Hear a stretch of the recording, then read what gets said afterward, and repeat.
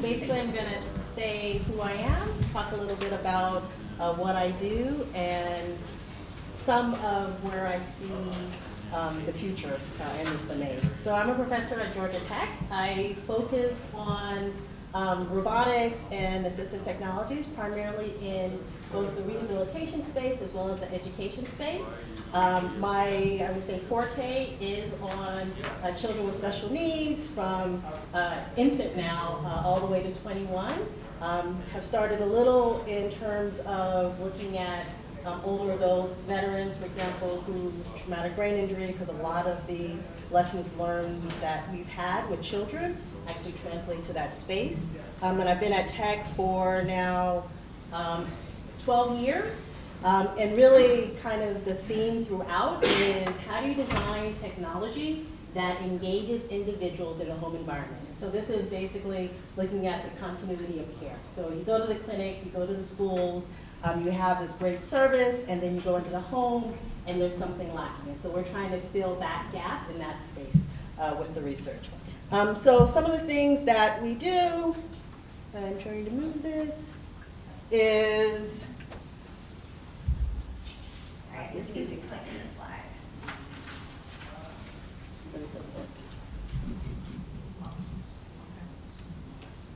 There you go. Okay, so some of the things that we do, one is looking at gamification. Again, if you think about the home environment, the things that are already there. One is there's a bunch of different gaming systems, from Xbox to things like Connect, even to PCs. A lot of them are not accessible, and so how do we take things that are already engaging to a wide population and make them accessible for the home environment for rehab and educational opportunities? And so we look at how do you design a system that you come in. So an Xbox, perfect game, but if you have a limited range of motion, you might get to stage 0 and then you're done. So is there a way that we can look at an individual's abilities at the beginning and actually customize this interface without having to program, and it adapts with them? And so any person can come and play a game, be very engaged, and again with children, basically the same system that every kid uses, but it's adapted to their own ability. And so we look at things like learning and adaptation and engagement.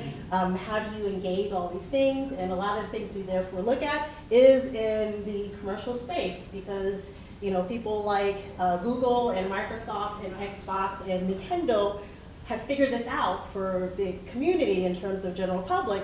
Can we do the same for our individuals for the home and aspects such as that? The other thing is we look at robotics. This is non-contact, and so this means that if I'm in the home environment, how do I have my personal coach provide engagement and factors when I'm doing therapy? And so I might go into the clinic and there's contact-based rehabilitation, but then the non-contact ID, I want you to do something, I want you to move, I'm going to provide corrective as well as motivational feedback, i.e., can you straighten your arm, can you move a little faster? Motivational, yes, you did it right. Can we model that in the home environment with a robotic system? And so we do things like having robots that are engaging, they laugh with the kids, they will provide some motivation, they also make mistakes. Because we find that a robot that makes mistakes is actually more engaging, because now a child has to teach, and so they have to use their movements and also try to figure out in terms of their cognitive in order to teach the robot. And so we do things like that in order to increase the engagement in that way. And then we also do, in terms of educational space, especially individuals with motor disabilities, children with special needs, have an amazing ability to solve the problems of the world. It's amazing to me. And so we want to provide the tools to allow them to create their own solutions in the technology space. And so teaching kids how to program, teaching kids how to do sequencing, and all these skill sets that, I'm an engineer. I think everyone should have some tool sets of being an engineer.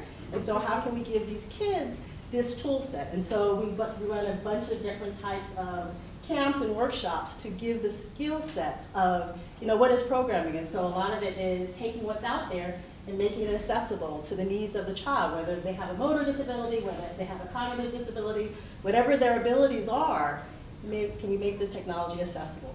And so kind of where that leads in terms of the future is how do we make, again, target demographic is kids.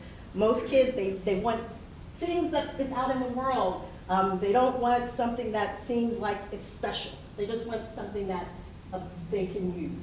And so how can we take technology that's out there and make it accessible? How can we take technology that's already engaging, that engages the wide world of individuals, and basically make it accessible, which it should be in the first place? And so that's really our goal. So all of our things are about making it fun, making it engaging, making it so that everyone wants it. Oh, and by the way, it can adapt to whatever ability you have. Whether it's a kid who's typical, that's your ability, to a child who might have a slight disability, that's your ability. And so that's really where I see a lot of this accessibility is that a lot of companies I'm seeing are starting to think a little bit wiser about when I design something, maybe I should design it so that it is designed for, everyone, not just the general public audience, one that allows us to really change the world in that way. And so that's one of the future trends I do see, which is a good thing. So hopefully one day I'll be out of business. All right.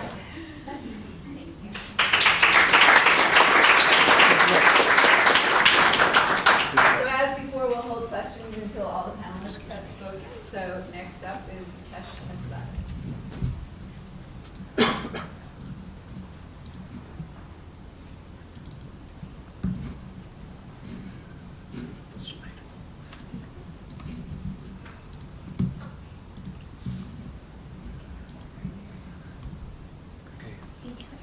Yeah. Yeah.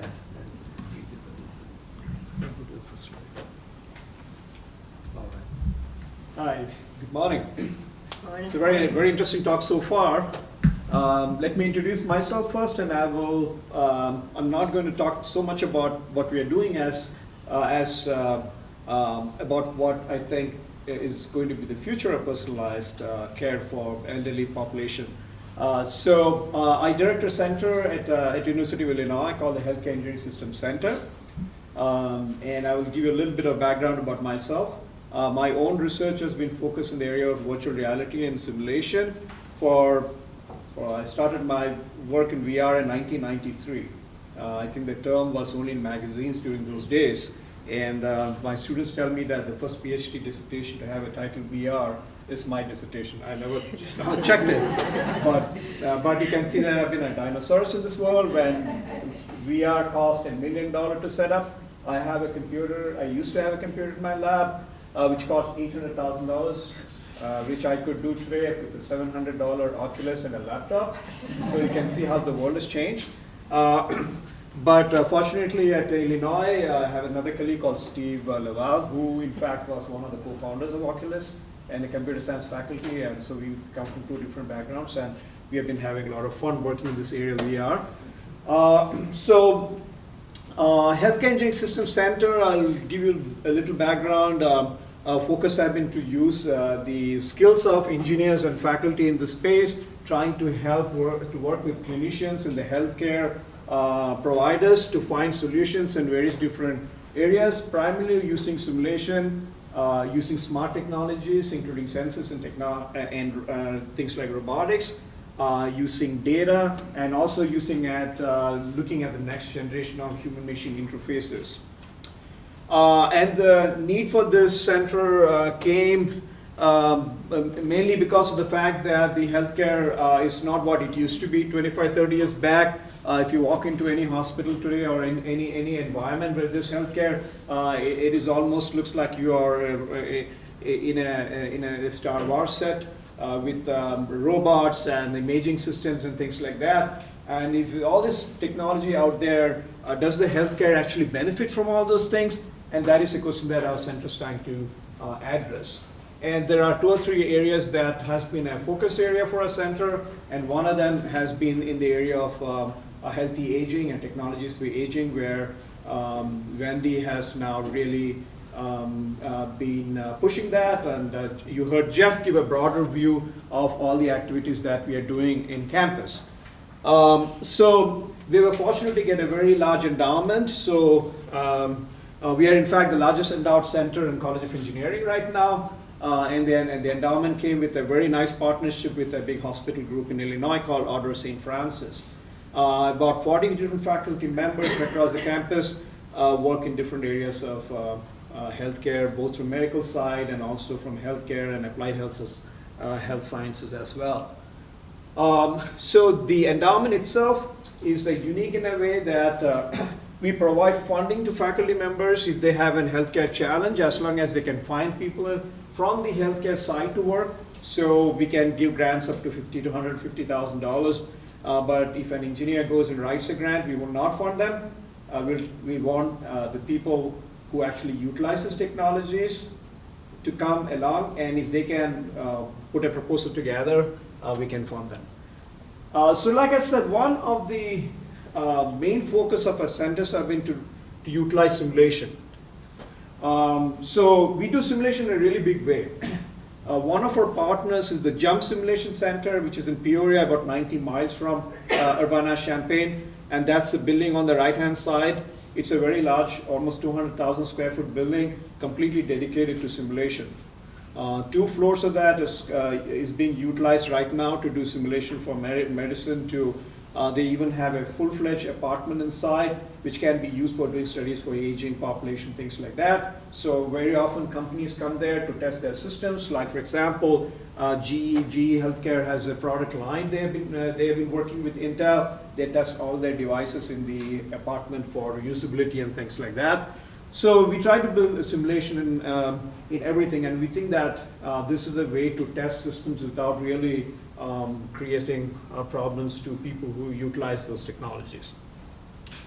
So in the space of in aging, from engineering side, we have been exploring a very wide range of topics, starting from helping aging population was still healthy, maybe some chronic problems, to aging population who needs assistance, and all the way to people who are aging inside the home. So this is something we have been exploring with our partners in Singapore, where there is a very big interest in looking at aging population at home. Even though Singapore is one of the most well-planned and well-designed countries in the world, they did miscalculate in the number of rooms and clinics required for aging population. So there's a severe shortage, and they are looking at how can we take some of the things that happens inside a hospital and do it safely inside the home. So we are trying to see how can we make that seamless and safe. So that's the last bullet there. And so we are looking at 3 or 4 different technologies across this aging spectrum, and then trying to see how we can validate that in a simulated environment, from personalized technologies to analytics and precision medicine. So if you can bring all these things, technologies together, we think that we can do a more personalized kind of medicine. So I'm going to just throw a couple of ideas out there based on some very early work that we have been doing on campus. And hopefully this will help in some breakout session discussion. And that is personalized technologies. So something that has happened in the last 5 years is really driving this. And that is IoT devices, Internet of Things devices. They become so pervasive and cheap that people often say that this is the 4th industrial revolution. And how can aging population technology benefit from these kinds of Internet of Things? Second, natural language processing. NLP is not anymore a research tool. It's there so pervasive in almost everything we do that we can start building things on those openly available sources to do much more advanced things. And that leads to the third point, that is machine learning. Machine learning, even though has been around for a very long time, but the fact that there are very practical solutions using machine learning today, which combines with natural language processing, means that we can do things in a much more friendly fashion in an environment that we live in. So it's no more a technology meant only for very high-tech applications. And finally, the whole idea of shared services, where we start benefiting from people sharing their world from very high-end Uber type of application to Airbnb to people trying to share their wheelchairs.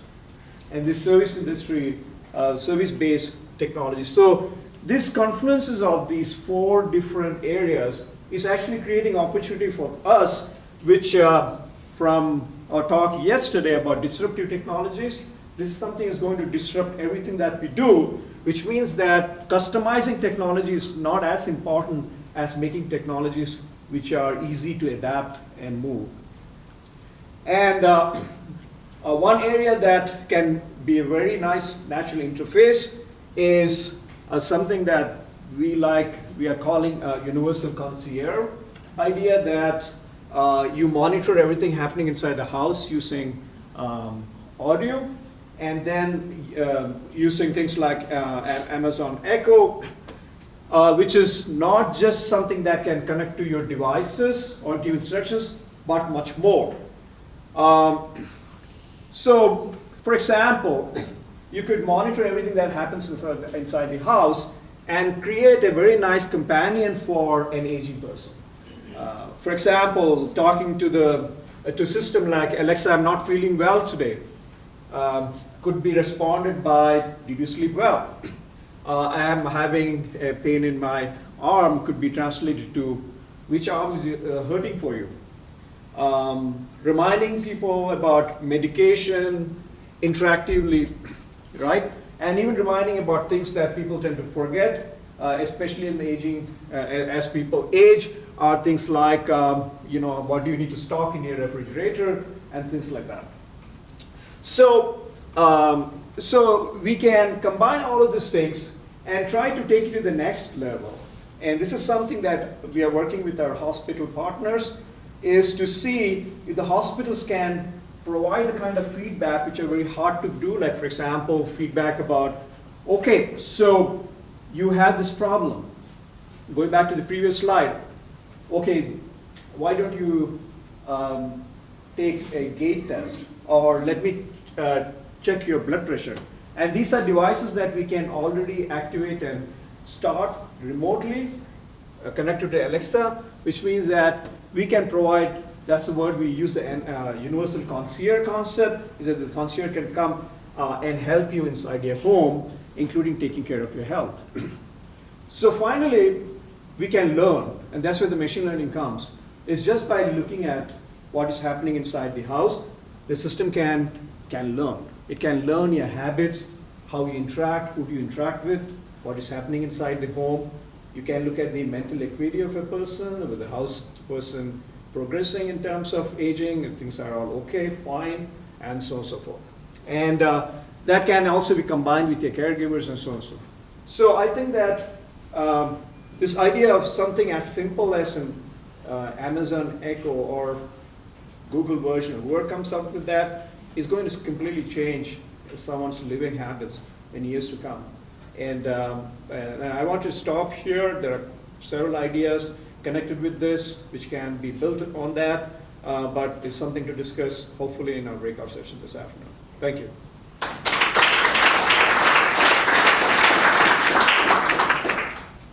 Last but not least, person with whom I've been collaborating the longest, my colleague Beth Mynatt, who will Talk about a bunch of stuff. She's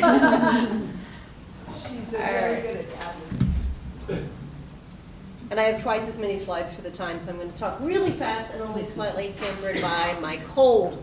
So my background is I'm a distinguished professor. I'm here at Georgia Tech in the College of Computing and Interactive Computing. And my work is focused on the relationship of technologies in the environment, mobile and personal technologies, and in particular a focus on healthcare applications for the past decade. And I came from Xerox PARC, so I've got a ubiquitous computing, pervasive computing bent to the way that I think. But I'm also going to pull from a couple other things. So in the past year, I got to work with the Presidential Council of Advisors on Science and Technology, the previous administration, to help produce a report on independence, technology, and connection in older age. And this was an extremely illuminating experience for me, because instead of just focusing on technology and research capabilities, we really had to look at a number of the barriers policy barriers that impede the type of progress that our community wants to make. Some of those have been mentioned today, but I thought it would help to highlight some of the things that have made it up to that national level of focus. And then I'm also spending too much time in DC, which is where I get the hiccoughs, I'm chairing the Computing Community Consortium, and so this is a research advocacy visioning group for computing researchers. Part of what we've worked on is technologies around aging in place and smart and pervasive health. In fact, I was just at the Smart and Connected Health workshop last week, where I should have changed my name to say Beth Mynatt at Georgia Tech. Yes, I know, Ayanna Howard. So that is going to be on my previous materials, on materials going so far. So the red slide means I'm pulling it from the Computing Community Consortium, and I wanted to point that it's probably no surprise to you, but there's a tremendous amount of interest and focus and momentum around this notion of intelligent assistance. And this is coming from kind of the whole of the computer science community saying that we're going to look at cognitive assistance, physical assistance, social assistance, and we're going to look at a whole full set of technology enablers within that space. So this is very much a momentum that our field can connect to around what we want to accomplish for aging adults and people with disabilities. Because if you look at the future of aging, what we see is a whole form of different assistance. And this is one of the slides that I use when I talk about this nationally, whether we're looking at robotic assistance for activities of daily living, whether we're looking at cognitive assistance in the home in terms of safety and quality of life, or whether we're looking at mobility assistance and the ability to go out and engage in the community. So this you know already, but it's nice to see that the world has moved in this direction to the notion of what we would consider aging and the spectrum that we're looking at. But I have to remind my computing folks, and Wayne made this point in the earlier panel, that we have to understand the different time horizons of these technologies. You know, cell phones change out pretty quickly. Mine needs to be changed, which is why it has an extra battery case attached to it. Refrigerators, everybody want to do the smart refrigerator. How often do you buy a new refrigerator? Not very often. And of course, changing things like roadways and interstate highways even slower. So we have to understand and be savvy about these changing horizons, and also savvy about the fact that we're not going to have system administrators living in our homes and our communities to do this.